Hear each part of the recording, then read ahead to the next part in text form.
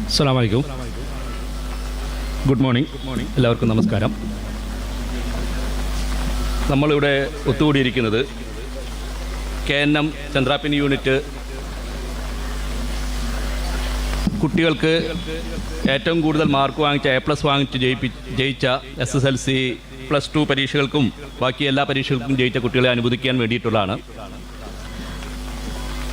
വേദിയിലിരിക്കുന്ന എൻ്റെ പ്രിയപ്പെട്ട മാഷ് മജീദ് മാസ്റ്റർ, ഉദ്ഘാടന പ്രസംഗം നടത്തിയ ഖയ്യൂം മാഷ്, മുഖ്യാതിഥി എൻ്റെ സഹപാഠിയും സുഹൃത്തുമായ കിരൺ മാഷ്, ബാക്കി വേദിയിലിരിക്കുന്ന എല്ലാവർക്കും എൻ്റെ നമസ്കാരം. എൻ്റെ ഖയ്യൂം മാഷൂടെ നമ്മളെ മുഖ്യ ഉദ്ഘാടകൻ ഖയ്യൂം മാഷൂടെ പറഞ്ഞ പോലെ നമ്മുടെ ജനനം നമ്മെ തീരുമാനിക്കുന്നതല്ല. നമ്മൾ ആണാകണോ പെണ്ണാകണോ എന്ന് നമ്മൾ തീരുമാനിച്ചതല്ല. നമ്മുടെ വാപ്പയും ഉമ്മയും ആരാകണമെന്ന് നമ്മൾ തീരുമാനിച്ചു വന്നതല്ല.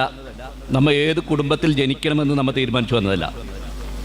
പക്ഷേ എനിക്ക് പറയാറുള്ള അതിനൊരു ചെറിയൊരു മോഡിഫിക്കേഷൻ കൂടിയുണ്ട്.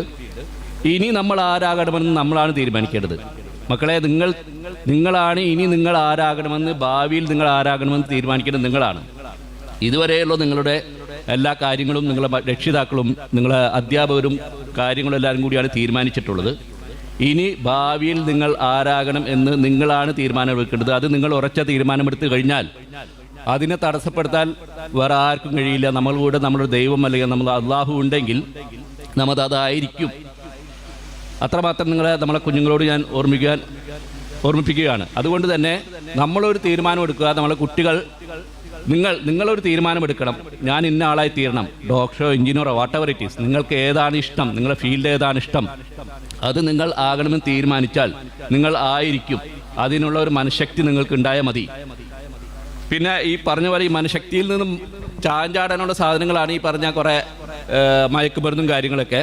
അതിന് നമ്മളുടെ ഗവൺമെൻറ് തലത്തിൽ തന്നെ ശക്തമായ ഇടപെടലുണ്ടായതോടുകൂടി തന്നെ നമ്മളെ കിരൺ മാഷ അതിന് ചെറിയൊരു സൂചന തന്നിരുന്നു. നമുക്ക് ആദ്യം ഈ മയക്കുമരുന്നൊക്കെ ഉപയോഗിക്കുമ്പോൾ കുറച്ച് ഡോപ്പമിനാണ് കൂടുക. ഡോപ്പമിൻ എന്ന് വെച്ചാൽ ഒരു സന്തോഷം തരുന്ന ഹോർമോണാണ്. ഡോപ്പമിൻ കൂടും.